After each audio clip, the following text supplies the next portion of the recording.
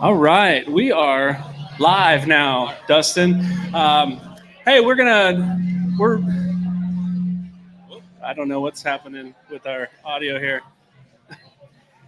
We're gonna do a just live show of Fort Wayne Footy. My name is Brian. This is co-host Dustin here on the show, and we're gonna interview some folks from Fort Wayne FC tonight. So excited to be part of the brand reveal that we all just got to see. We'll show you. I think for those that are watching online, you can see a little bit. We'll show you a little bit more here in just a moment. But we first we want to introduce Scott here, and we'll talk through maybe some reactions, some fan reactions to our branding a little bit. I know you've had a head start on this a little bit, so you've seen this. Just saw it tonight.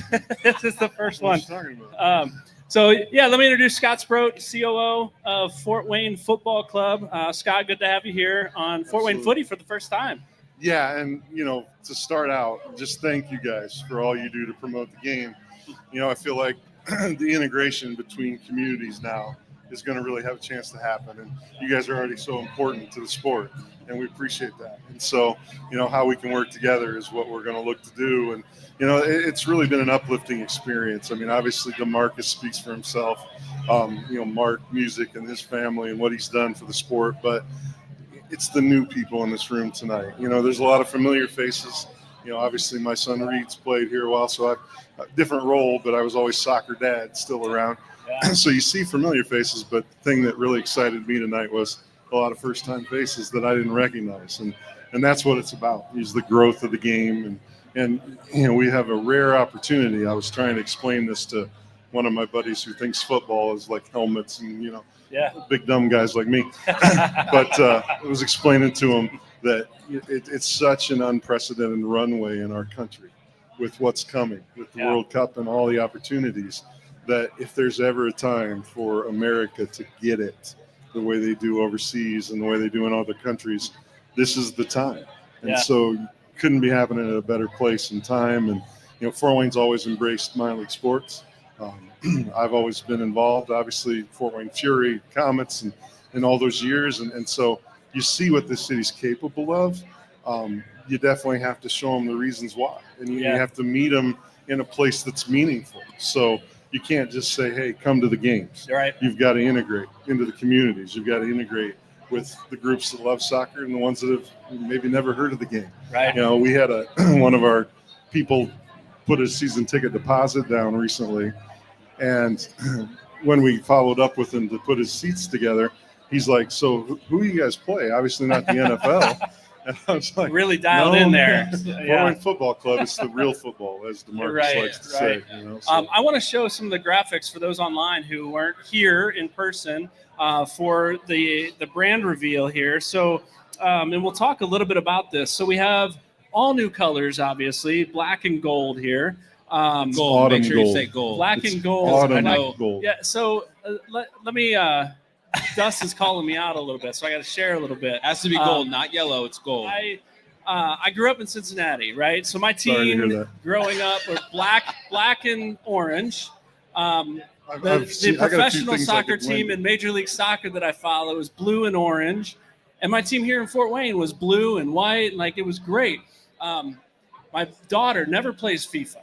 She played FIFA about a year and a half ago with her boyfriend, who she's just getting to know a little bit, right? And she sent me a screenshot just to show that she was playing soccer. Like, she's not a soccer player. And I looked and I went, who are you playing with on that field? And she said, I think it's Nashville. Why? I said, because we don't like teams that are black and yellow. The Steelers, Columbus Crew, Nashville. Thanks for having me. And I'm like, okay, but here's the thing.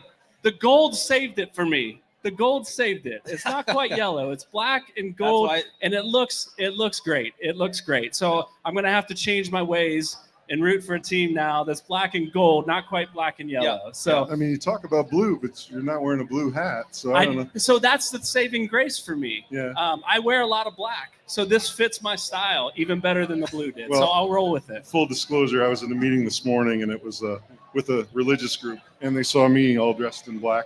And they said, hello, Father. And I said, no, you couldn't be farther from the truth with that. So, yeah. But no, it's And there'll be other evolutions. I mean, white is going to be obviously paramount to what we do as well, but there's no question the autumn gold and black. And that was a big focus, was to find something that could resonate in a different lane than everything else that's been there and it's been done. So enough of me. Go ahead. Were you showing more, or you're good? Yeah, no, we're good. I just want to keep some graphics up so those online can watch. Yeah. So my question for you is the new stadium. What can a fan expect from a fan experience in the new stadium? Obviously, we know the colors, we know the crest, we know all of this. What kind of a change? The uniqueness of the design is that, Mark Music spent just a ton of time looking at the absolute best practices out there. So any of the new stadiums that have been built that have become a part of the soccer culture, I would, I'm a little biased, but I would tell you that we have like a piece of every single best practice out there in this design. And when you look at the proximity to the interstate, when you look at the way that the video board, the video board, guys, let's talk about that. You want to talk about a fan experience? That's a big deal. It's 120 feet wide by 35 feet tall. The company that's doing it for us, they're here tonight, Force Tech, great people. They told me that it's the equivalent of having, and he might fact check me here in a minute, it's the equivalent of having 350 65-inch HD TVs all put together as a single display. Perfect. So, guys like you and me, we're not going to look very good on that. It's going to expose this guy. Come on. It'll be ready to go. But no, it'll take the football experience, the soccer experience to a whole new level, because there literally won't be a seat in the building that you can't just see that. And then I don't want to misquote, but the farthest seat away from the pitch, as far as the elevation goes, is like 56, 57 feet away. Yeah. So the proximity to the pitch is just unrivaled. Yeah. And everything from the way that the pitch will be sunken down, below for the absolute optimization of views. I come from the Coliseum, one of the great venues in our country, but it was built in 1952. Yeah. And it wasn't, those things weren't in the people's minds. And then when they renovated, it was basically a box put on top of an oval. Yeah. So the amount of painstaking consideration that went in to make sure that it doesn't matter where you sit in this building, it's an unrivaled experience. Yeah, that's absolutely awesome. Speaking of unrivaled experiences, one of the things that came up in an earlier conversation we had, I believe, with Justin, last time he was on the show, was we talked about the fan experience, but fans like to eat when they're in the stadium, right? I've heard rumors to that effect. Yeah, and so he says that you guys have been out, you're checking out some vendors and seeing who. Is there anything we can for sure that we can expect other than we know it's going to be good food? Well, here's what I'll tell you. We've gone through the different considerations of looking at groups out there that do it at other places. We talked to some of the top companies in the country, which is what we do is first class all the way. That's Mark Music through and through, and the Ruoff organization. So we were working with a couple big names to see if we could do it. But what we kept coming back to is that there was a gentleman here in this town that already did it better than just about anybody else ever has. Yeah. His name is Bill Lane. He's with the Tin Caps since 2009 downtown, since they moved downtown. And here he is tonight. Thankfully, he started for us this past Monday. So he'll head up all of our food and beverage in the building, and we got the best. We got the Cadillac. So that's awesome. Very good. Very good.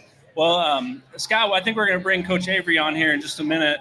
Anything you'd like to share beyond what we just talked about and asked you about the crest, the new colors, the stadium, that maybe you didn't get a chance to share quite yet? Well, here, as you're growing a culture and as you're growing a group, what we want to do is really embrace the people who embrace us. So we need all of these wonderful people here with us tonight. You guys, we know you're going to support us. I mean, you're here tonight, you're showing that, but we need the communities. We need your soccer clubs that your kids play in. We need your neighbors.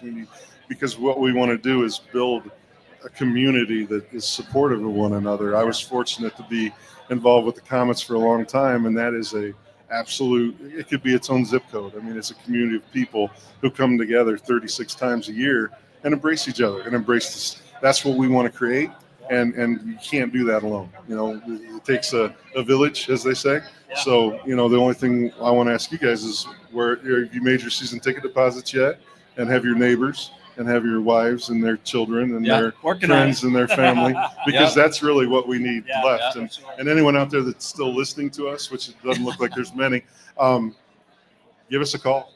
Put down, get some of the best seats in all of soccer, and get them early, and we'll grow together and we'll have a hell of a time. Yeah. Excuse my language. Maybe we can set up like a podcast booth in the stadium there. And what's that now? I said maybe we can set up a podcast booth in the stadium there. For the right price, we could set up just about anything. Fantastic. Well, Scott, thanks for joining us tonight. Appreciate it very much. Yes, sir. Good to see you. All right. Well, that was Scott Sproat, COO from Fort Wayne Football Club. And I believe Coach Avery is joining us here in just a moment. Dustin, while Coach Avery's on his way up here, any thoughts? Like, you threw me under the bus on the logo. Any thoughts from your perspective? I like it. I think it's classic. It's not like the other USL One logos, which kind of stands out. So I like it a lot. As they put both of the different ones on there, even more so. Yeah, it really stands out. I like it a lot.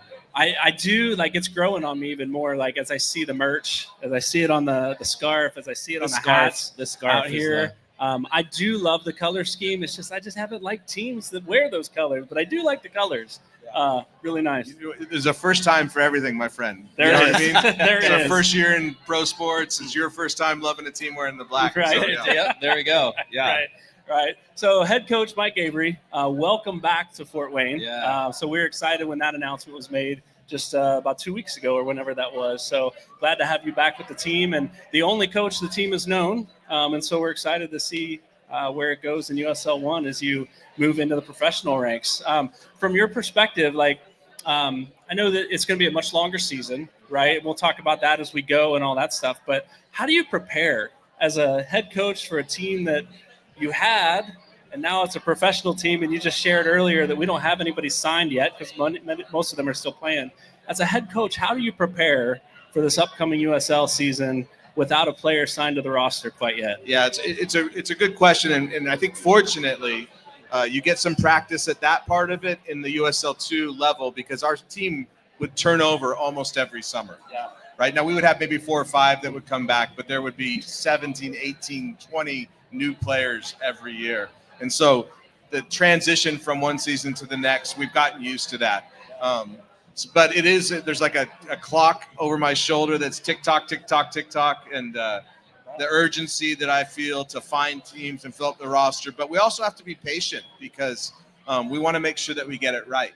You're signing them to a year-long contract now, and you want to make sure that you honor what we've been doing. I think what we've done a really good job at, and you guys have watched us play, but I think our culture has been amazing in the club.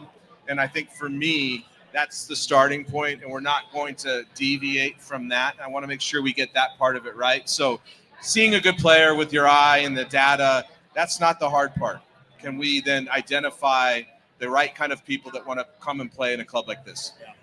I was going to ask then, on top of that, how do you, from a coaching perspective, go from playing, a pretty condensed season to now this is going to be a super extended season? How does that change your mentality? How does that change your coaching, process? Yeah, I think it's really, the best part of it, it feels like a luxury to get a week in between games for a practice, And so we've been planning, the periodization part of it. We play Saturday, we'll take Sunday off. Monday will be this kind of day, Tuesday, this kind of day. So we can build it up and be ready again for the next Saturday.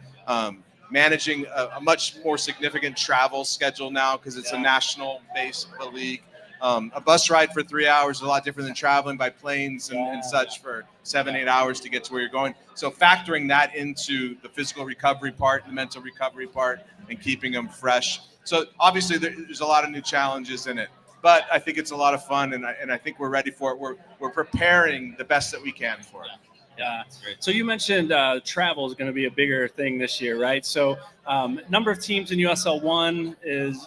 I believe we're settled at 21. 21 right now. Season. I knew it was in the 19, 20, yeah. 21.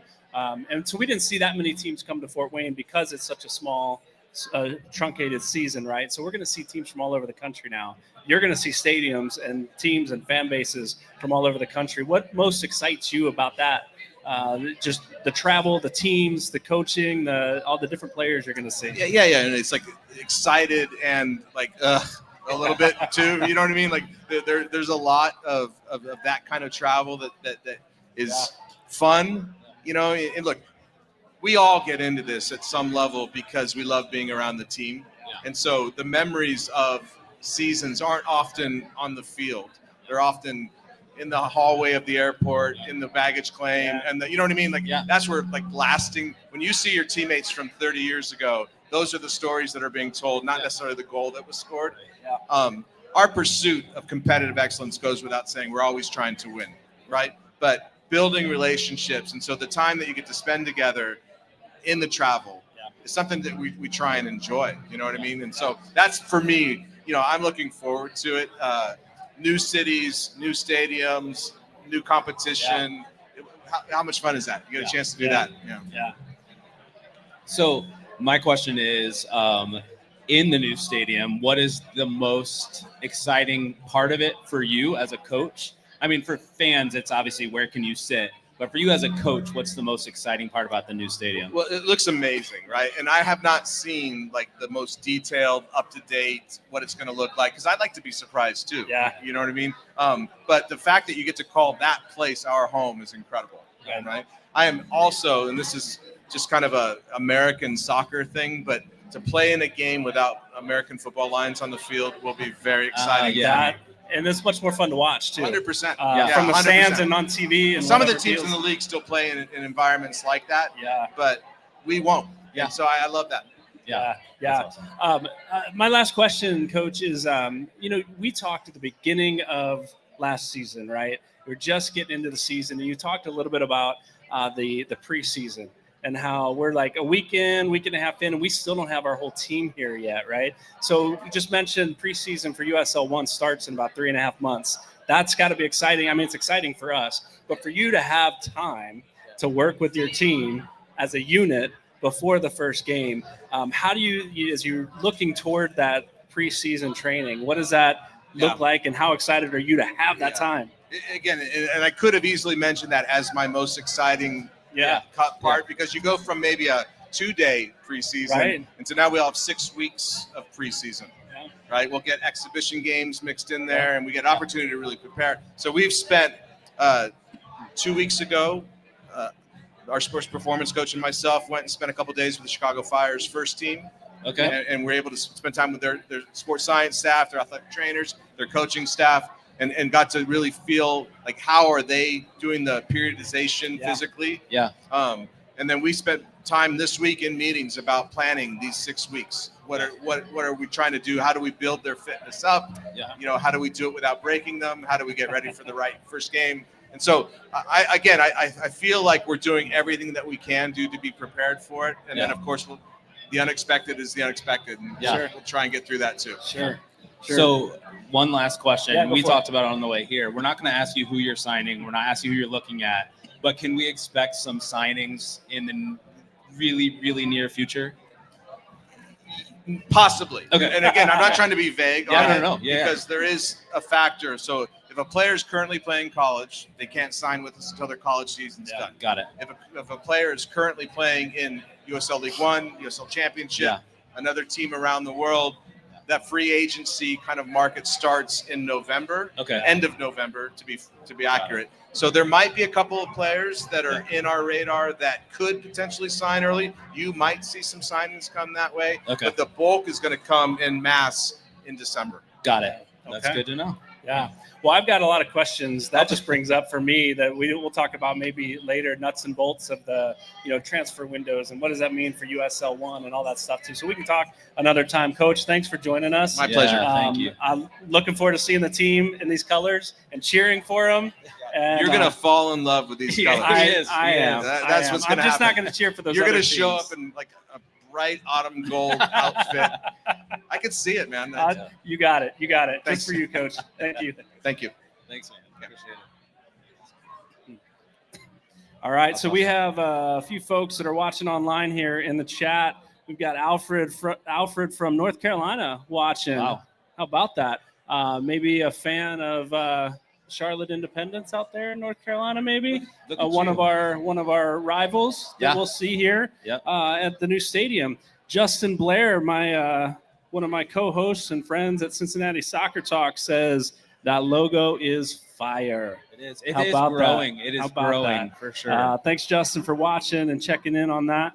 We're going to welcome to the stage now, to the show, Oliver Gage, the sporting director for Fort Wayne FC. Oliver, come on down, man.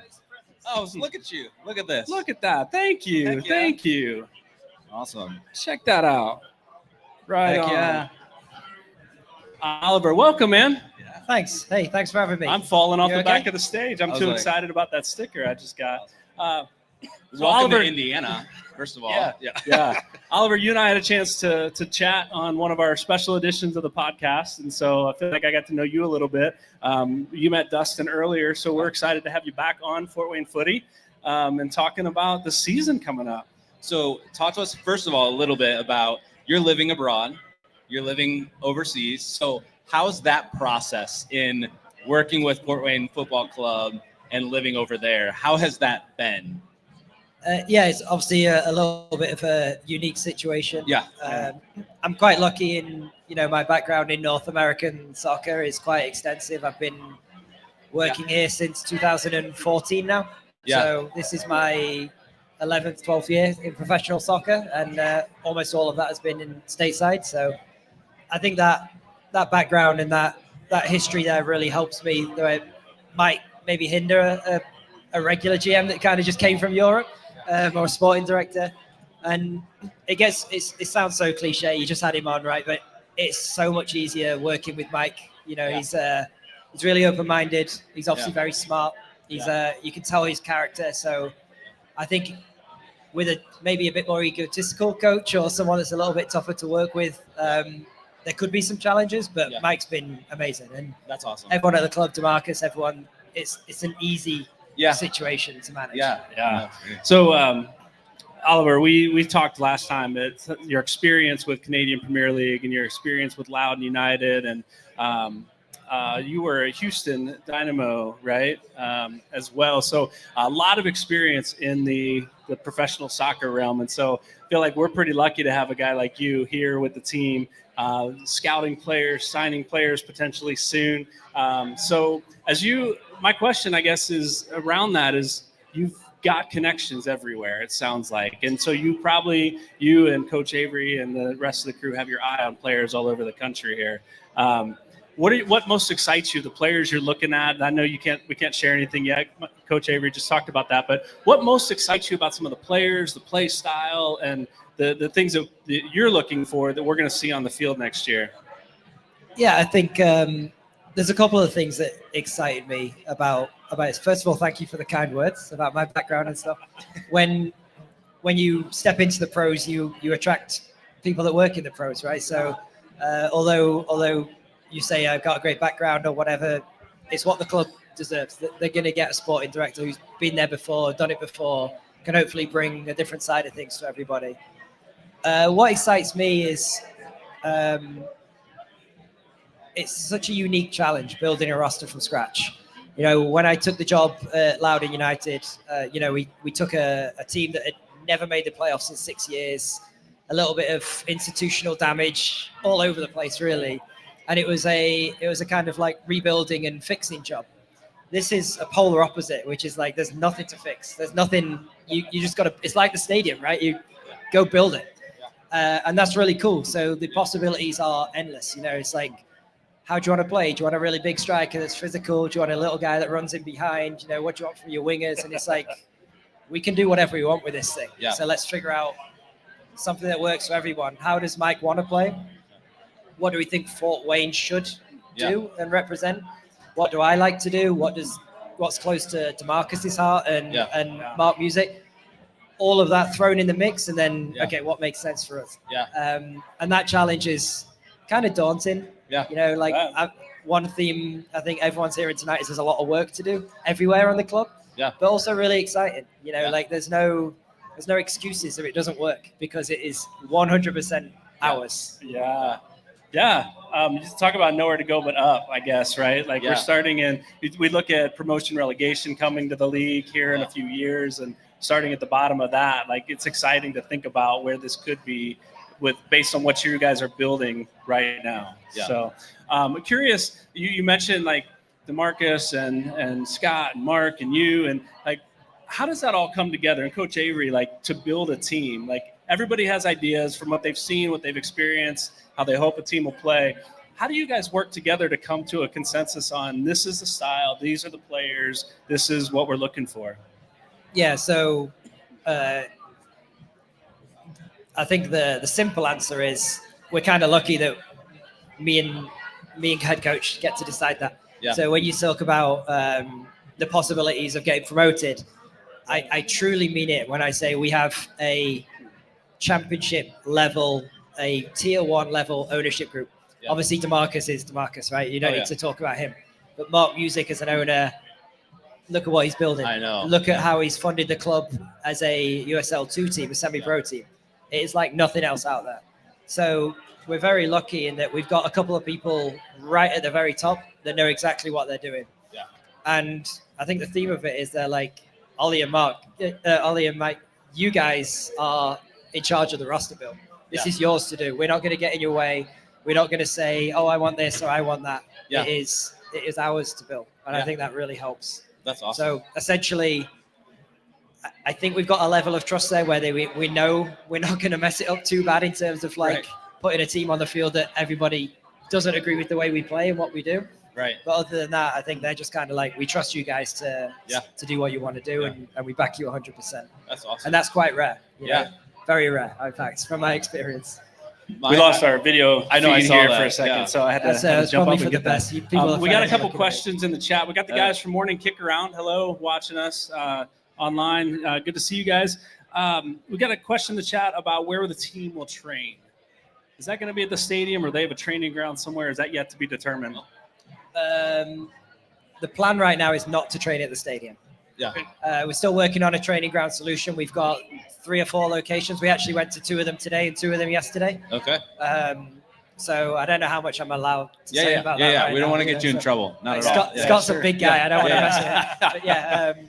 But we're working on it. And then obviously long term, I think the plan is to have something of our own and whatever. Yeah. But for the first little bit, we're working on a partnership in town. Yeah.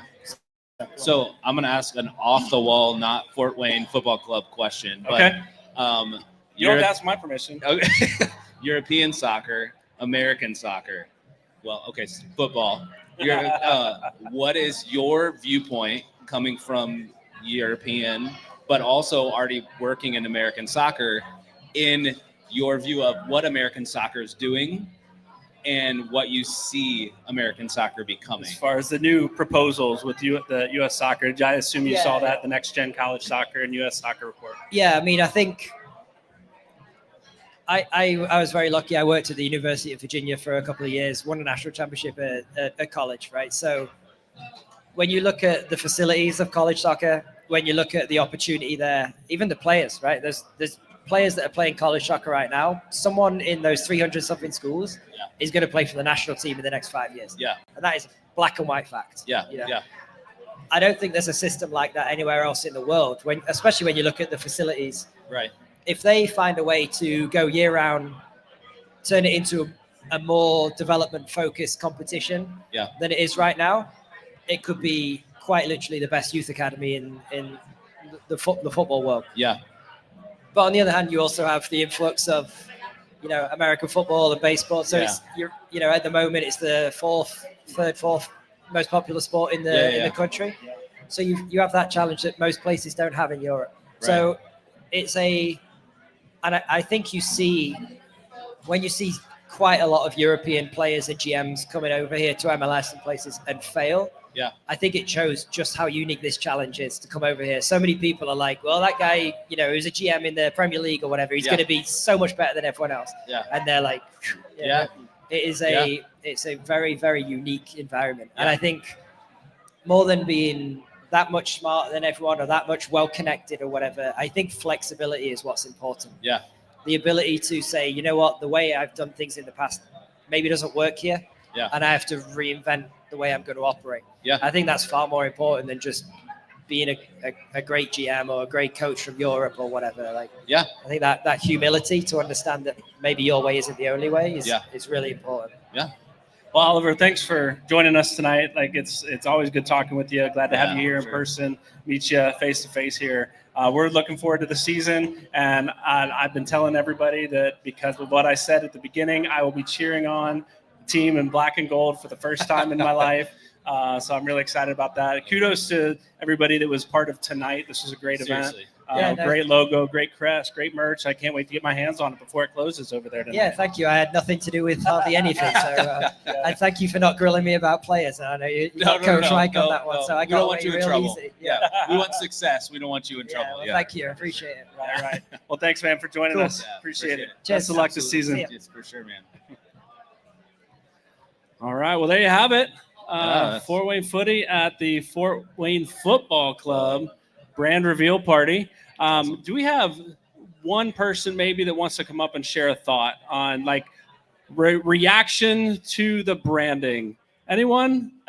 As everyone looks away. Everyone looks away from us. All right. Yeah, we got one. Jason, we just met tonight. I know Jason's been listening, watching the show. We'll make it quick here. Jason, just curious, like first reaction to the colors, the brand, and all of that.